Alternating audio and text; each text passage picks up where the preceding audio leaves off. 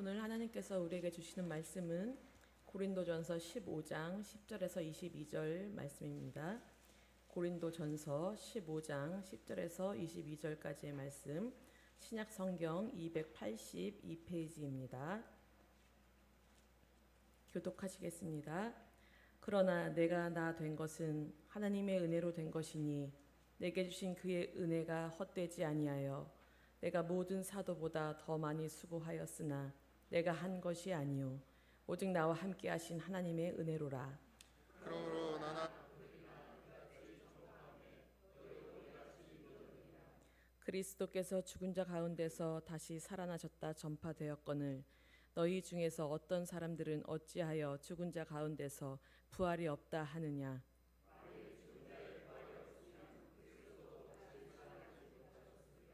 그리스도께서 만일 다시 살아나지 못하셨으면 우리가 전파하는 것도 헛것이요 또 너희 믿음도 헛것이며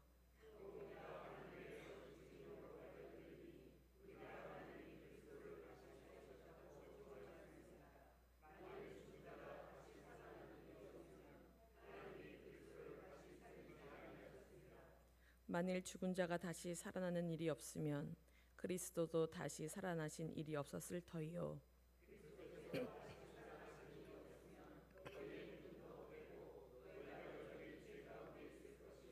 또한 그리스도 안에서 잠자는 자도 망하였으리니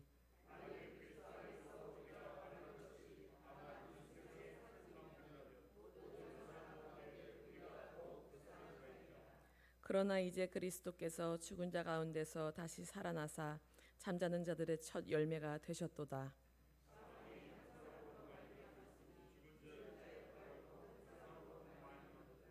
아담 안에서 모든 사람이 죽은 것 같이 그리스도 안에서 모든 사람이 삶을 얻으리라. 아멘. 오늘 고린도전서 15장 10절에서 22절 말씀을 통해서 우리 신앙의 기초가 무엇인지, 또 우리가 무엇을 믿고 그리스도인으로서 살아가는지 사도 바울의 말씀을 통해서 확인하려고 합니다. 사도 바울은 교회가 바른 신앙의 길을 가는 것은 십자가의 죽음과 부활의 복음, 이 두 가지 기둥을 세워 가야 한다고 말하고 있습니다. 우리의 믿음이 십자가의 죽음과 부활에 근거하는 것이 되도록 말씀을 통해서 우리의 믿음을 반석 위에 굳건히 세우는 그런 시간이 되기를 축복합니다. 10절에 보면 그러나 내가 나 된 것은 하나님의 은혜로 된 것이니 내게 주신 그 은혜가 헛되지 아니하여 내가 모든 사도보다 더 많이 수고하였으나 내가 한 것이 아니요 오직 나와 함께 하신 하나님의 은혜로라. 바울은 자신이 사도가 된 것은 전적으로 하나님의 은혜 때문이라고 고백합니다. 자신이 사도된 것뿐만 아니라 사도로서 자기가 한 모든 일들, 또 매를 맞고 풍랑을 만나고 배가 부서지고 감옥에 갇히고 이렇게 복음을 전한 것조차도 그는 그걸 힘들거나 헌신이라고 생각하지 않고 오직 하나님의 은혜다 이렇게 표현하고 있습니다.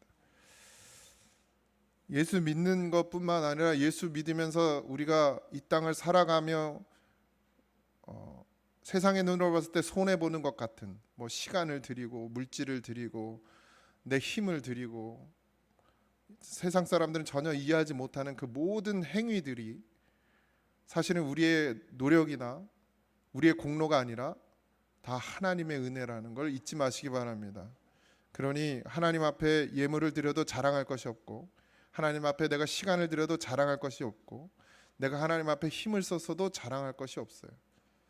그러나 저는 칭찬합니다. 일남선교회 또 지난주 목요일인가요?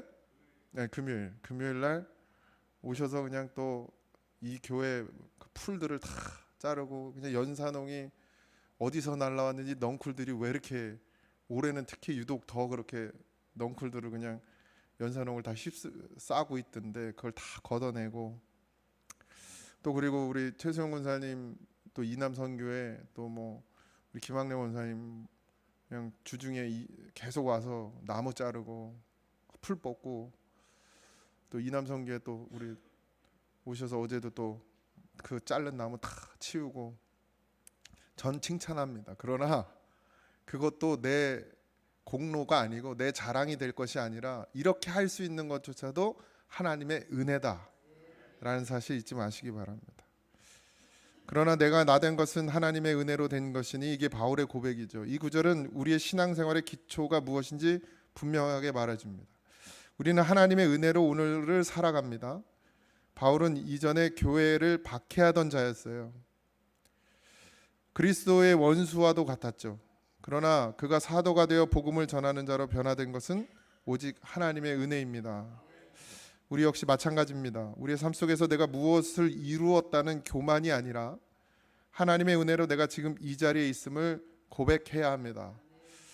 나의 노력과 나의 힘과 나의 능력으로 사는 것이 아니라 전적인 하나님의 은혜가 우리를 지금까지 붙들어 주셨음을 고백하는 것이 신앙입니다. 그래서 11조도 하는 거예요. 내가 사는 것이 아니라 내 안에 그리스도로 사는 것을 고백하는 게 10의 1조입니다.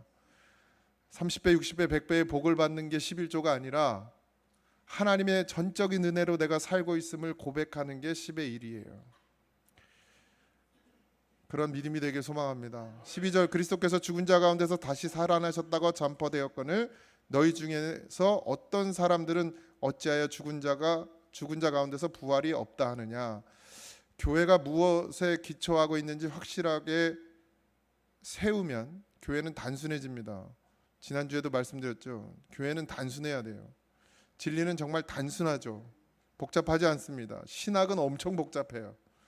여러분들 한번 가보실래요? 신학대학원. 머리 터집니다. 우리 장한결 전사님은 공부하는 게 재밌다고 그러는데 난 재미없었어요. 단순해야 되는데 복잡해요. 하나님은 배운 자나 못 배운 자나, 부자나 가난한 자나, 노인이나 어린아이, 이 모든 사람이 믿고 구원받기를 원하시는데 어떻게 구원의 진리를 복잡하게 만드셨겠어요? 어린아이가 들어도 이해할 수 있는 것이 복음이에요. 그래서 진리는 너무 쉽고 너무 단순해서 어려운 것은 아니죠. 사도 바울은 고린도 교회를 향해서 복음이란 그리스도의 십자가의 죽음과 부활이라고 결론을 내리고 있습니다. 복음은 예수님이 십자가에 죽으시고 장사되셨다가 사흘 만에 부활하셨다. 근데 그게 누굴 위해서예요? 나를 위해서. 이게 복음이에요. 그로 말미암아 우리의 죄가 어떻게 됐어요? 사함을 받았죠. 이걸 믿는 게 복음이에요. 그래서 하나님을 다시 나의 아버지로 부를 수 있게 되었죠. 하나님이 나의 아버지가 되어 주셨어요. 그리고 우리가 구원받은 하나님의 자녀로 하나님을 뭐라 불러요? 아바 아버지라 부르게 되었습니다. 이게 진리예요. 이게 진리. 복잡합니까?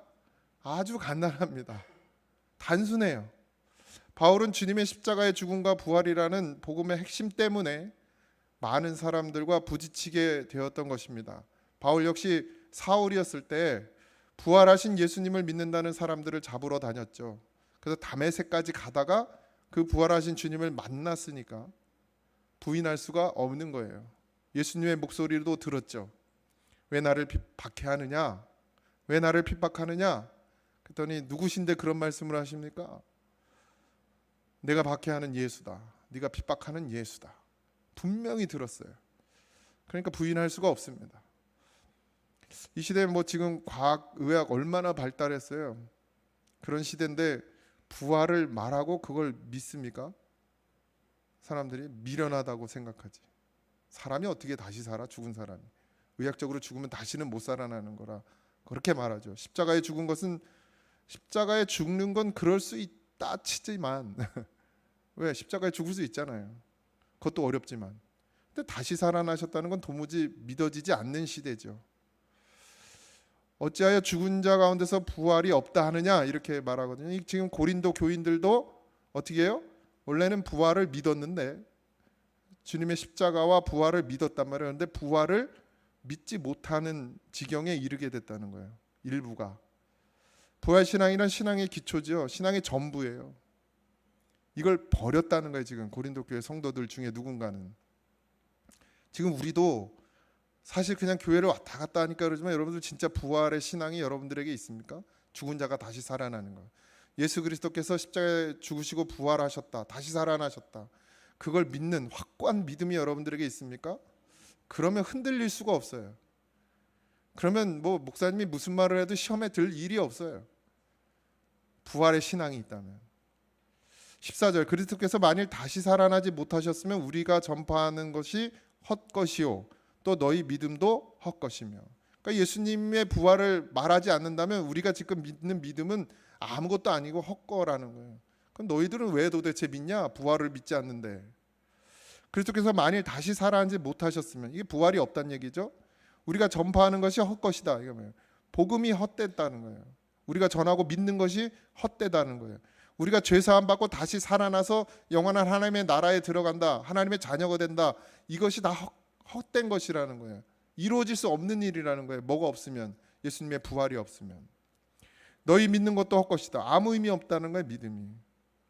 그래서 17절 그리스도께서 다시 살아나신 일이 없으면 너희의 믿음도 헛되고 너희가 여전히 뭐예요? 죄 가운데 있을 것이라. 그러니까 우리의 죄 사함은 없는 거죠. 죄 사함이 없는데 구원이 있습니까? 없어요. 18절 또한 그리스도 안에서 잠자는 자도 망하였으리니, 그러니까 이미 예수 믿고 구원 받았다고 생각하고 죽은 사람들도 뭐예요? 아무 의미 없는 거죠. 그냥 흙으로 들어가고 끝난다는 얘기예요.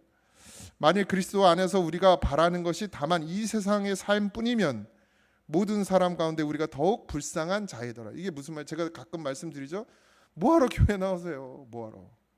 믿음이 없는데, 믿음으로 살려고 하지 않는데, 부활의 신앙을 가지지 않으려고 하는데, 성령을 의지하지 않으려고 하는데 왜 교회를 나오시냐고. 그냥 놀러 다니시라고. 이 얘기요. 왜? 세상 사람들은 돈 열심히 벌어가지고 이 시간에, 어제 토요일 날 내가 강원도를 갔다 왔는데 겁나게 막히더만요. 겁나게 막혀.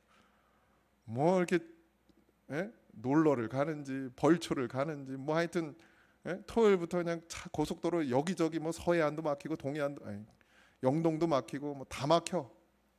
뭐 이렇게 놀러를 다니는지.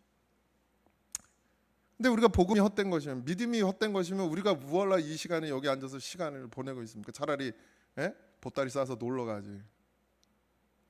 캠핑 가고 좋은 데 가서 좋은 거 먹고 차라리 그게 낫다. 이 얘기를 사도 바울이 하는 거예요. 우리가 더 불쌍하다. 남들은 그 시간에 놀고 아니면 돈을 벌든 하는데 우리는 여기 와서 시간을 버리고 돈을 버리고 있다는 얘기를 하는 거예요. 너희들이 부활의 신앙이 없는데 여기 앉아 있다면 그건 진짜 세상 사람만도 못한 삶을 사는 거다. 차라리 나가서 놀아라. 그러니까 예수 안에 있으려면 반드시 뭐가 있어야 돼요? 십자가의 죽음과 부활이 여기 팍 있어야 돼요. 그러면 불가능한 일이 없어요. 나를 드리는 거 불가능하지 않아요. 근데 내가 나를 드리지 못하는 게 불가능한 이유는 뭐예요? 여기 부활의 신앙이 없기 때문에. 다시 사는 것, 내가 예수님으로 다시 사는 것, 이게 있으면 문제될 게 없어요. 예수님의 부활이 없다면 우리의 믿음은 아무 의미가 없다는 거예요. 예수님의 부활이 없다면 우리의 죄사함도 이루어지지 않는다는 얘기죠. 우리는 여전히 뭐에 있어요? 죄 가운데 있어요. 그렇기 때문에 부활은 우리의 신앙과 삶을 지탱하는 기둥이 되어야 합니다. 여러분들의 지금 삶과 신앙의 지탱해 주는 것이 부활의 신앙인데 그걸 가지고 계시냔 말이에요. 내가 신앙이 흔들리는 이유는 뭐예요? 내가 부활하신 예수님이 내 안에 없기 때문입니다. 부활을 믿는 신앙은 죽음을 두려워하지 않고 이 땅의 삶이 전부가 아니라는 확신을 갖게 해주는 거예요. 우리가 어디로 우리의 마음을 쏟아야 될지를 분명히 알게 해주는 게 부활이라는 얘기예요. 부활 신앙이. 이 부활 신앙이 없으니까 문제가 생겨요. 예수 믿고 세상 사람처럼 사는 사람들은 세상 사람보다 더 불쌍한 사람이다, 이렇게 결론을 내리고 있잖아요. 예수 믿고 나서도 동일하게 예수 안 믿는 사람들이 구하는 것 똑같은 것을 구하고 있다. 그리고 그걸 복이라고 생각하고 살아간다면 불신자들보다 더 불쌍하다. 왜? 세상의 것이 복이라고 생각한다면 차라리 그 시간에 나가서 열심히 땅을 파세요. 그게 복이라고 생각합니다. 여러분들 물질이 복이라고 생각한다면 나가서 이 시간에 일을 해. 차라리 알바를 해. 그러면 시간당 10,000원은 벌잖아요. 최소한. 시급이 10,000원 올랐나? 넘어갔나 모르겠네. 근데 우리는 그런 믿음이 아니에요. 그걸 구하지 않죠. 죄의 문제는 하나도 해결 안 되고 있는데 계속해서 죄 짓고 있으면서도 천국 간다는 또 믿음은 있어. 도대체 그 믿음은 어디서 나오는 믿음입니까? 내가 예수님으로 온전히 살지 못하면서 내가 온전한 부활의 신앙을 갖지 않고 흔들리고 양다리 걸치고 있으면서 나는 천국 간다고 믿는 이 믿음은 도대체 어디서 나오는 믿음인가? 그러니까 심각한 문제예요. 교회가 얼마나 병들어 있냐면 이 지경이 되어 있어요 지금. 세상과 구별되질 않아요. 세상 사람과 교회 다니는 사람하고 구별이 안 돼요. 왜? 교회 와서도 세상의 복을 구하고 세상에 나가서도 세상의 복을 위해 살죠. 그리스도인은 교회 와서도 주님을 찾아야 되고 세상에 나가서도 주님을 찾아야 돼요. 그러니까 심각한 거죠. 아파트가 당첨됐다고 좋아하죠. 우리. 그거 어떻게 하는 거야? 나도 좀 가르쳐 주세요. 하나 당첨 좀 돼보게. 예? 누가 나 좀 가르쳐 주세요. 난 진짜 몰라. 청약 통장을 뭐 어떻게 만들어서 어떻게 하는지 잘 몰라요. 그러니까 나 좀 가르쳐 주셔. 나중에 나도 나중에 아파트에 살아야 될 거 아니에요. 아파트 당첨됐다고 좋아해요. 새 아파트에 들어가면 신나고 설레죠. 안 그런 분도 계시더라고 보니까. 별로 관심 없는 분도 있어. 참 잘하시는 거야. 근데 신나요, 설레요. 그런데 하나님의 나라에 나의 영원한 집이 마련됐다고 하는데 그건 안 기뻐한단 말이에요. 그죠? 정말 기뻐하십니까? 기뻐하시기 바랍니다. 세상의 아파트보다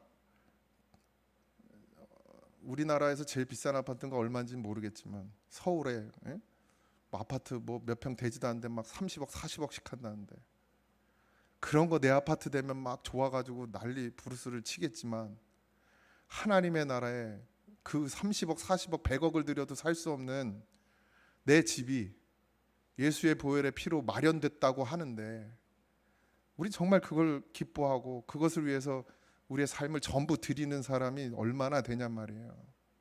여전히 땅의 아파트를 더 좋아하고 땅의 아파트 마련하려고 내 집 마련하려고 더 몸부림을 치고 혈안이 되어 있지 않습니까? 이 모든 문제가 바울의 말처럼 그리스도의 부활에 대한 확실한 믿음이 없기 때문에 생겨난 것입니다. 오늘 이 예배가 끝나면 우리 안에 확실한 주님의 십자가와 부활이 확 박혀서 여러분들 죽는 날까지 영원히 떠나지 않기를 주님의 이름으로 축복합니다. 부활하신 예수님의 모습을 보여주기 위해서 예수님은 부활하시고 40일간을 돌아다니셨어요. 그 몸 그대로 부활하셨죠. 이 몸의 부활을 부인하는 거예요 지금. 벽이 있고 문이 있는데 그냥 벽으로 쑥 들어오셨어요. 몸을 가지고 계셨어요. 귀신인가 뭐 이런 생각을 한 거예요. 근데 도마가 의심을 하니까 예수님이 만져봐라 이랬어요. 내 손에 못자국과 창의 옆구리에 창자국을 한번 손을 넣어봐라. 그리고 뭐라고 말씀하시죠? 본고로 믿느냐? 보지 못하고 믿는 자는 복되도다. 믿음의 본질은 보지 못하는데 믿는 거란 말이에요. 보고 믿는 게 아니고. 우린 예수님을 본 적이 없습니다. 그죠? 부활하신 예수님을 우린 바울처럼 만나지 못했어요. 근데 이 말을 듣고 믿어지는 사건을 경험한 거예요. 뭘? 예수님이 나를 위해 십자가에 달려 죽으시고 부활하셨다. 이 말만 들었는데 그게 믿어지는 거야. 우리가 그래서 믿어지니까 그 믿음을 붙들고 가기로 결단하죠. 복음을 다 이해하지도 다 알지도 못해요. 우리가 성경을 어떻게 다 합니까? 저도 다 몰라요 이거. 알 수도 없고요. 근데 믿어지는 거예요. 이게 우리의 믿음의 실체란 말입니다. 믿음은 우리가 이해하고 납득이 되고 이성적으로 충분히 받아들여서 믿는 게 아니에요. 우리 중에 창조를 목격한 사람이 있습니까? 하나님이 천지를 창조하셨다는데 본 사람 계세요? 없잖아요. 바다가 갈라지는 거 보신 분 계세요? 다 죽었어요. 바다 갈라지는 거 본 이스라엘 백성들은 다 죽었잖아요. 부활하신 예수님을 직접 만난 분이 여기 계십니까? 눈으로 보신 분이 계세요? 그럼에도 불구하고 그분의 인격 전체를 믿게 되었기 때문에 그분의 말씀이 우리 안에 온전히 받아들여지게 되는 것이죠. 듣는 자는 살아난다. 그걸 받아들였을 뿐인데 우리는 진리 안에서 점점 자유하는 것을 경험해요. 점점 그분을 더 믿게 돼요. 더 순종하게 되고 더 따르게 돼요. 이게 신앙이 자라는 것인데 이게 시간이 지날수록 더 못 믿게 되고 진짜 부활이 있나? 고린도 교회에 이 병이 들었단 말이에요. 지금 우리 교회는 이 병이 없길 바랍니다. 병이 걸리셨으면 고치시기 바랍니다. 약은 구약과 신약의 약이에요. 예? 그 병에 걸렸을 땐 약이 이것밖에 없어요. 이것밖에. 가짜 의로움이 아니라 그분이 우리에게 덧입혀 주신 의로움. 칭의라고 하잖아요. 내가 그냥 의로운 척하는 의로움이 아니라, 거룩한 척하는 거룩이 아니라, 하나님께서 나를 뭘로, 그 십자가의 죽음과 부활의 믿음이 여기 있음을 보시고 나를 의롭게 여겨주시는 거예요. 그리고 거룩한 백성이라고 하나님께서 말씀해 주신 거예요. 그걸 가진 거예요. 그걸 가지고 우리가 이 땅 가운데서 의롭고 거룩하게 살아가게 되는 것이죠. 그걸 증거하게 되는 거예요. 20절에서 22절입니다. 그러나 이제 그리스도께서 죽은 자 가운데서 다시 살아나사 잠자는 자들의 첫 열매가 되셨다. 사망이 한 사람으로 말미암았으니 죽은 자의 부활도 한 사람으로 말미암는도다. 아담 안에서 모든 사람이 죽은 것 같이 그리스도 안에서 모든 사람이 삶을 얻으리라. 이게 우리에게 복음입니다. 예수님의 부활은 단순히 예수님 한 분만의 부활이 아니죠. 예수님의 부활은 첫 열매가 되셨다. 즉 예수님의 부활은 우리 모두의 부활을 보장하는 첫 시작이 되었다는 얘기입니다. 바울은 아담과 예수 그리스도를 대조하죠. 아담 안에서 모든 사람이 죽은 것 같이 그리스도 안에서 모든 사람이 삶을 얻는다 하셨어요. 무엇으로요? 믿음으로. 그 믿음의 본질이 뭐라고요? 십자가의 죽음과 부활. 아담을 통해 죄가 세상에 들어왔죠. 그로 인해서 모든 인간이 죽음을 맞이하게 되었지만 예수님을 통해서 모든 믿는 자들이 다시 살아나게 됐다라는 거예요. 이게 부활이에요. 부활은 예수님만이 부활하시는 게 아니라 우리도 부활하는 거예요. 죽었잖아요, 죄로. 근데 어떻게 해요? 예수님으로 말미암아 다시 살아났어요. 그래서 다시 산 자는 어디로 간다고요? 천국에 당첨된 거예요. 당첨. 고독의 아파트에 당첨된 게 아니고 천국에 여러분들의 삶의 터전이 당첨됐다. 하나님, 나는 천국에서 아파트에 살고 싶습니다. 더 이상 풀 깎기가 싫어가지고. 어쨌든 우리가 하나님의 자녀로 하나님의 나라에 내 지분이 생겼어요. 그걸 기뻐하셔야 돼요. 그걸 무엇과도 바꿀 수 없으니까 헌금도 드리고 봉사도 하고 헌신도 하는 거예요. 그게 귀한 줄 아니까, 그게 생명인 줄 아니까. 근데 그 부활의, 그 십자가의 죽음과 부활의 신앙이 흐려지거나 잊어버리게 되면 어떻게 되는 거예요? 뭐가 아까운 거야? 돈이 아까운 거예요. 시간이 아까운 거예요. 나가서 더 벌어야 될 것 같고 더 해야 될 것 같고 하나님께 드리는 것보다 세상에 가서 쌓아놓는 게 더 좋은 거예요. 그게 흐려졌다는 얘기예요. 그러니까 흐려진 사람에게 약은 뭐라고요? 구약과 신약이다. 그분을 만났다. 그분이 내 안에 오셨다. 그건 뭐예요? 부활이 나한테 온 거예요. 부활이. 생명이 내 안에 왔다는 거잖아요. 부활 생명이 내 안에 오셨다는 것은 우리가 전혀 다른 인간이 됐다는 뜻이에요. 죽은 사람과 산 사람이 똑같습니까? 안 똑같죠. 죽은 사람은 어디에 매어 살아요? 이 땅 가운데 매어 살아요. 그게 가장 중요한 줄 알고 살아요. 산 사람은 하나님의 나라에 매어 살아요. 하나님의 나라가 전부야. 그러니까 당연히 전혀 다른 인간이 되는 거죠. 행동 몇 가지 바뀐다고 해서 사람이 변화됐다 이렇게 말하는 게 아니에요. 전체가 통으로 바뀌는 거예요. 부활의 신앙을 가진 사람은 삶의 무게중심이 현세가 아니라 뭘로 옮겨져요? 내세로 옮겨지는 거예요. 하나님의 나라.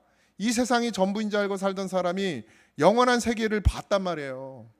부활의 나라 생애를 봤단 말이에요. 부활의 삶을. 그러니까 이제 이 세상의 삶에 내 무게중심을 두었던 사람이 하나님의 세계에 무게중심을 두고 살아간단 말이에요. 이걸 변화라고 그러는 거예요. 바뀌어도 보통 바뀐 게 아니에요. 그러니까 사람들이 뭐라 그래요? 제대로 믿는 사람들, 저 미쳤다고. 예수에 미쳤다고. 이 정도는 들어야 됩니다. 이 땅 가운데 살면서 그 정도 소리는 들으셔야 돼요.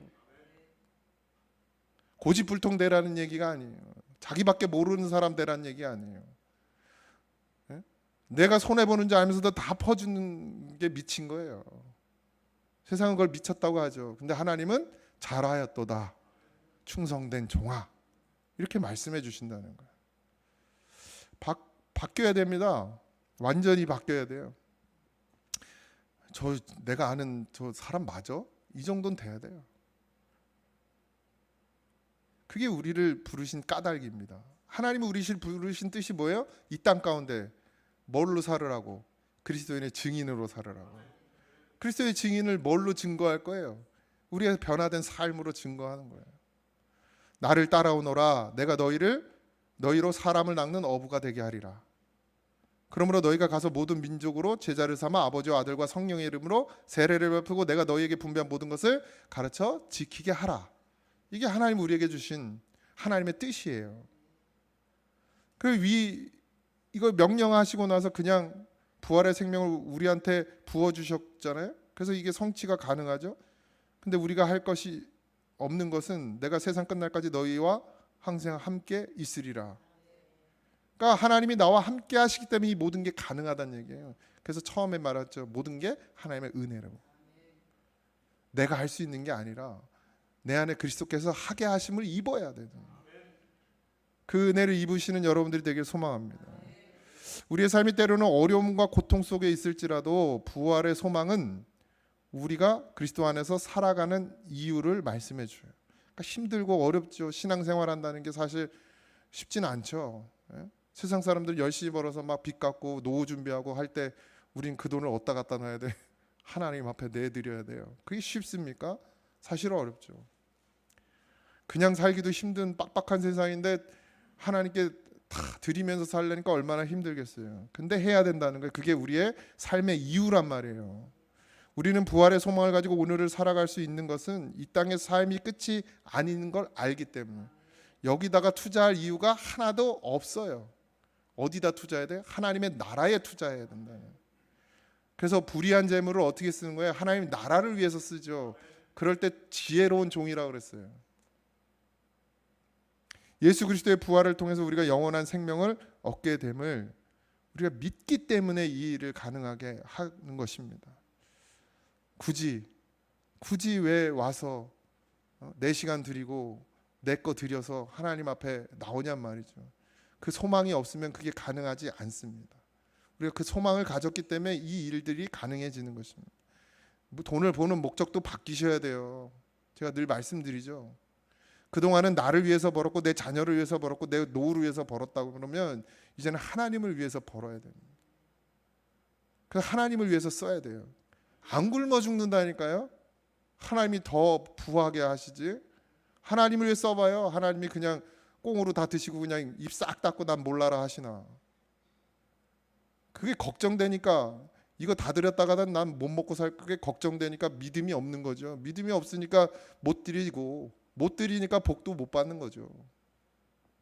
다 털어서 드려보세요. 하나님이 또 채우시나 안 채우시나. 이게 말락이 아닙니까? 드려봐라. 내가 하나 안 하나. 얼마나 안 하면, 얼마나 믿음 없으면 그렇게까지 말씀하셨겠어요. 우리를. 사랑하는 성도 여러분, 오늘 우리는 바울의 고백을 통해서 십자가의 죽음과 부활의 소망을 다시 마음에 새게 될 줄 믿습니다. 흔들렸다면, 식었다면, 잃어버리고 있었다면, 긴가민가 했다면, 내 다리가 양다리에 걸쳐 있다면 찢어집니다. 조심하세요. 우리의 삶은 전적으로 하나님의 은혜로 이루어졌습니다. 그 은혜를 힘입어서 우리에게 주어진 하루, 그 하루를 하나님의 뜻을 따라 살아가야 합니다. 그리고 십자가의 죽음과 부활의 소망을 어디에? 우리의 심령에, 우리 마음의 중심에 품고 이 땅의 삶을 넘어서서 영원한 생명을 바라보고 나아가는 믿음의 삶을 살기를 소망합니다. 부활의 산 소망, 그걸 굳게 붙드시는 여러분들이 되기를 주님의 이름으로 축원합니다.